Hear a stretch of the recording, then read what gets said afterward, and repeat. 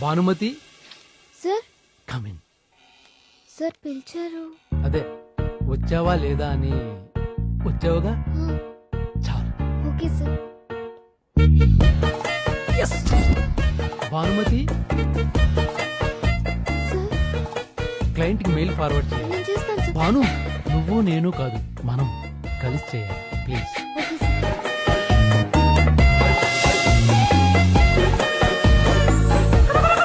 Office లో staff ఎవరు రాకపోయినా నాకే ఫోన్ చేస్తాడు. ఎక్కడున్నావు అంటాడు, ఏం చేస్తున్నావు అంటాడు, క్యాబిన్ కి రమ్మంటాడు, లంచ్ కి రమ్మంటాడు, చివరికి ఇంటికి వచ్చినా ఫోన్లు చేస్తూనే ఉంటాడు. ఒకటే నస. నేను వర్కహాలిక్ నని వర్క్లన్నీ నాకే చెప్తాడు. వర్క్ బొక్క ఆడు నేను ట్రై చేస్తున్నాడు. ట్రై చేయడం అంటే ఏంటండి? అయ్యి బాబు, దీని ట్రై అంటే ఏంటో తెలియదంట్రా, పెద్ద యాంటిక్ పీస్ లా ఉంది. జాబ్ మానేద్దామంటే నాన్నగారు ఏమంటారో అని భయం. ఫోన్ చేద్దాం చెప్దామంటే బాస్ తీసేస్తాడేమోనని భయం. ఏదన్నా ఐడియా ఉంటే చెప్పొచ్చు కదా. ఫ్రీగా ఏం చెప్పక్కర్లేదు, 100 రూపీస్ ఇస్తాను. 100 రూపీసే? హా? అయ్యి బాబు వదిలేండి, మరి 100 రూపాయలు బ్లాక్ మనీ అంటే ఇన్కమ్ ట్యాక్స్ ప్రాబ్లం వచ్చేస్తుంది. మరి రెండు ఫ్రీగా చెప్తాను. ఏంటి ఫ్రీయా? చెప్పండి.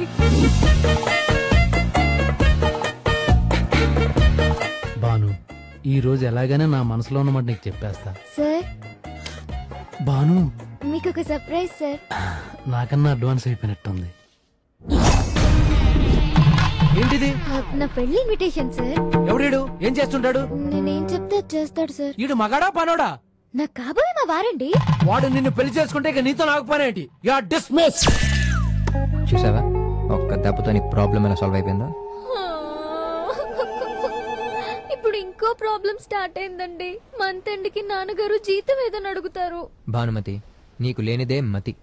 మీ నాన్న చెప్పినట్టు చేస్తే నీ పర్సులో జీతం ఉంటది, నీకు నచ్చినట్టు చేస్తే జీవితం ఉంటది.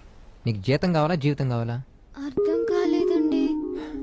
పాప భానుమతి, ఇక్కడ మ్యాటర్ ఏంటంటే మీ అమ్మాయిలు పుట్టగానే మీ లైఫ్ రిమోట్ ని మీకు తెలియకుండానే మీ నాన్న తీసేసుకుంటాడు. అతని రిమోట్ అక్కడ ఎలా నొక్కితే మీరు అలా ప్లే అవుతారు. సో అలా చిన్నప్పటి నుంచి మీరు ఒక కంట్రోల్లో ఉండాలని మిమ్మల్ని మెంటల్ గా ప్రిపేర్ చేస్తాడు. మిమ్మల్ని కాలేజీకి పంపించి మీ ఫుల్ కాన్సన్ట్రేషన్ చదువు మీద పెట్టేలా చేసి వాళ్ళు మాత్రం మీ పెళ్లి మీద కాన్సన్ట్రేట్ చేస్తారు. ఇంకా చదువే జీవితం అనుకున్న మీరు డే అండ్ నైట్ కష్టపడి మా మగాళ్ళందరినీ బీట్ చేసి ర్యాంకుల మీద ర్యాంకులు తెచ్చుకుని పేపర్లో ఫోటోలు పడి జీవితంలో ఏదో సాధిద్దామనే మంచి ఊపు మీద ఉన్న టైంకి కరెక్ట్ గా మీ నాన్న వచ్చి ఒక బ్రేక్ వేస్తాడు. తనలా అంటోడిని ఒకటి తీసుకొచ్చి నిన్ను నీ రిమోట్ ని ఆడి చేతిలో పెడతాడు. 20 ఏళ్ళు మీ నాన్న చేతిలో, 40 ఏళ్ళు మీ మొగుడి చేతిలో నీ రిమోట్ ఉంటే ఇంకా నీ చేతిలో నీ రిమోట్ ఎప్పుడు ఉంటుంది? ప్రతి అమ్మాయికి చదువు పూర్తయ్యాక పెళ్లికి మధ్యలో దొరికే చిన్న స్పేస్ లోనే మీ రిమోట్ మీ చేతిలో ఉంటుంది. అలాంటి టైంలో కూడా జాబ్లని కెరీర్లని ఎందుకని టెన్షన్ నెత్తి మీద పెట్టుకుంటారు? 60 ఏళ్ళకి టీవీ పగిలిపోయాక రిమోట్ మీ చేతికి వచ్చి లాభం ఏంటి చెప్పు? బాగు చేయించడానికి ఓపిక ఉండదు, బాగైనా చూడటానికి లైఫ్ ఉండదు. సో ఫైనల్ గా నేను చెప్పొచ్చేది ఏంటంటే, లైఫ్ లో దొరికే చిన్ని స్పేస్ లోనే మీ లైఫ్ అంతా గుర్తుండిపోయే రేంజ్ లో ఎంజాయ్ చేయండి. So what I'm trying to tell you, but not only you but to all the girls is enjoy that space మా. ఎంజాయ్ చేయాలంటే ఏం చేయాలండి? ముందు ఈ కళ్ళజోడు తీసి ఈ కళ్ళజోడు పెట్టాలి. కొంపతీసి లవ్వా? యాక్చువల్లీ ఏ నాతో ఎన్ని పెట్టుకో మాకు.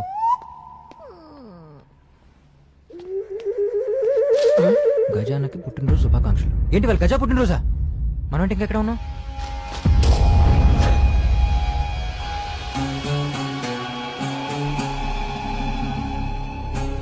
శంకర్ నీ మీద పక్కా సాక్ష్యాలతో కేసేస్తున్నాడంట. ప్రూవ్ అయితే లైఫ్ లాంగ్ నువ్వు జైల్లోనే. కేసు పెడితే భయపడతాను అనుకున్నాడా? 25 ఏళ్ల ఫ్రెండ్షిప్, 10 ఏళ్ల బంధుత్వం, ఇదిగో వాడి చెల్లెల్ని నాకిచ్చి పెళ్లి చేశాడు. 5 ఏళ్ల క్రితం మేమిద్దరం కలిసి చేసిన ఒక బిజినెస్ లో నవలో చిన్న తప్పు జరిగింది. నన్ను సారీ చెప్పమన్నాడు, నేను చెప్పను అన్నాను. గజా ఇక్కడ ఆ కోపంతో నా లూప్ హోల్స్ అన్ని పట్టుకుని నా మీద కేసులు పనేస్తే ఇప్పుడు ఊరుకుంటానా? నేను జైలుకి వెళ్తే బయట వాడు బతికుండడు. ఏమండి, ఒక్కసారి ఆలోచించండి. ఏంటి ఆలోచించేది? వాడు ఆలోచించాడా చెల్లెలు మొగుండని? నేను జైలుకి వెళ్ళినా నీకు వచ్చే టెన్షన్ ఏమీ లేదు. పిల్లలకి నీకు లైఫ్ కి సరిపడేంత ఆస్తులు అంతస్తులు సంపాదించి పెట్టాను. ఇంకేం కావాలి? ఇంతకన్నా నేనేం చెయ్యాలి? సారీ చెప్పాలి. సారీ చెప్పానా? ఏంటో సారీ చెప్పేది? ఏం చెప్పేది? ఓ పెద్ద అంట దూరిపోతావేంటి? ఇది ఫ్యామిలీ మ్యాటర్, నీకే సంబంధం? నాకే సంబంధం. ఇవాళ నా ఫ్యామిలీ అక్కడ అంత ఆనందంగా ఉందంటే దానికి కారణం గజ.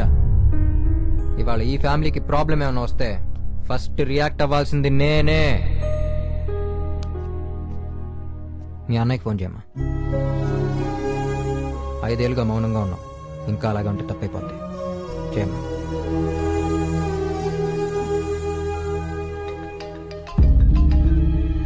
హలో అన్నయ్య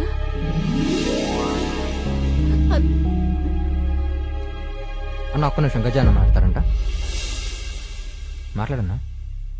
ఎదిగే పిల్లలు కావాల్సింది అన్నట్టు ఆస్తులు అంతస్తులు కాదన్నా, నాన్న కావాలి.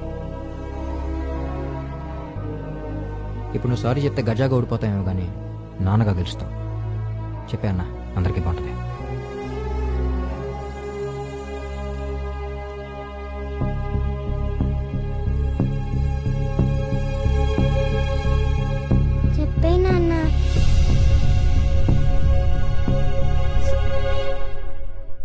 సారీ శంకర్. సారీ నువ్వు చెప్పడం బాబా.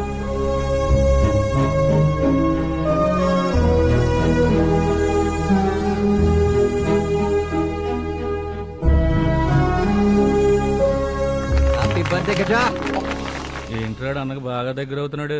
వాడి దగ్గర అవడం కాదు, నువ్వు దూరం అవుతున్నావు. నా 5 ఏళ్ల టెన్షన్ ని 5 నిమిషాల్లో తీసేసావు కదరా. నువ్వురా ఫ్రెండ్ అంటే. లవ్ యూరా. స్వామి, నేను నమ్మిన దానికోసం ఎవరికీ తలదించే అవసరం రానివ్వకుండా నా వ్యక్తిత్వానికి 30 ఏళ్లు అండగా ఉన్నావు. ఇంకో 30 రోజుల్లో రిటైర్ అవబోతున్న నేను ఏ తప్పు చేయకుండా అంతే గౌరవంగా నిజాయితీగా రిటైర్ అయ్యేలా చూడు స్వామి.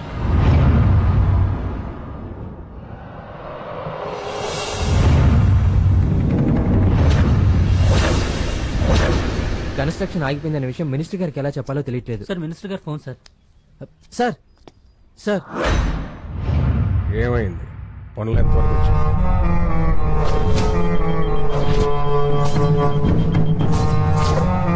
నారాయణమూర్తి.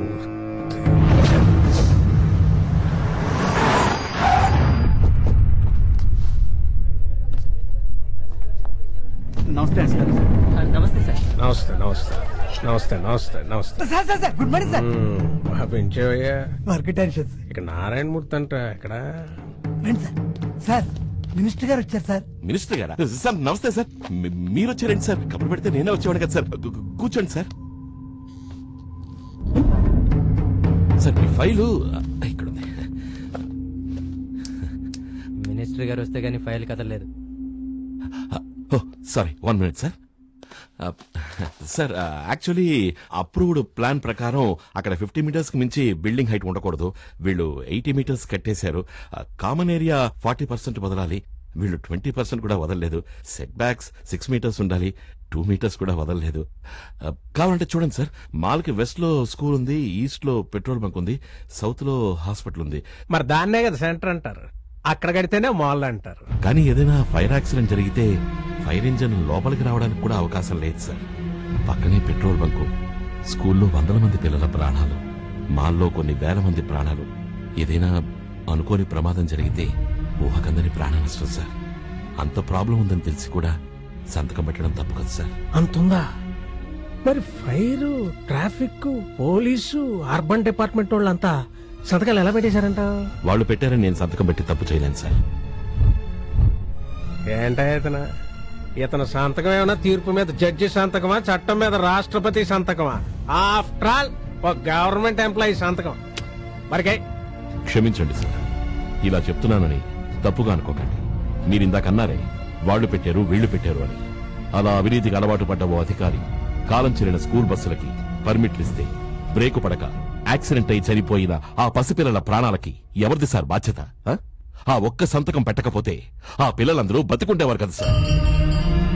బ్రిటిష్ కాలంలో కాటన్ దొర కట్టిన ధవళేశ్వరం బ్రిడ్జ్ ఇప్పటికీ చెక్కు చెదరకుండా నిలబడుంది సార్. మనవాళ్ళు కడుతున్న ఫ్లైఓవర్లు పూర్తవ్వకముందే కూలిపోతున్నాయి. తేడా ఆ రోజు ఆ ప్రభుత్వాధికారి సంతకంలోని నిజాయితీనే. ప్రభుత్వాధికారి సంతకాన్ని ఆఫ్టర్ ఆల్ అనకండి సార్. ఇంకా సింపుల్ గా చెప్పాలంటే మీరు పుట్టారని కన్ఫర్మ్ చేయాలన్నా, బతికున్నారని కన్ఫర్మ్ చేయాలన్నా, చివరికి మీరు చచ్చిపోయారని కన్ఫర్మ్ చేయాలన్నా ఓ ప్రభుత్వాధికారి సంతకమే కావాలి సార్.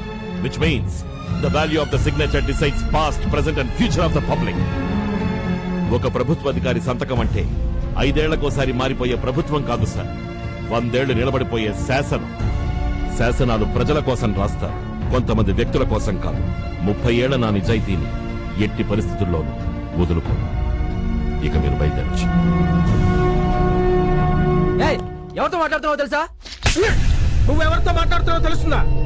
25 ఏళ్ల నా రాజకీయ అనుభవంలో ఇలాంటి ఆఫీసర్ ఎప్పుడైనా చూసావా? సంతకం ఎందుకు పెట్టరో ఆయన పద్ధతిలో ఆయన చెప్పాడు. మన పద్ధతిలో ఆయన చేతే మన ఫైల్ మీద ఎలా సంతకం పెట్టిస్తామో అది మన టాలెంట్. పెట్టిద్దాం. పెడతారు సార్, పెడతారు.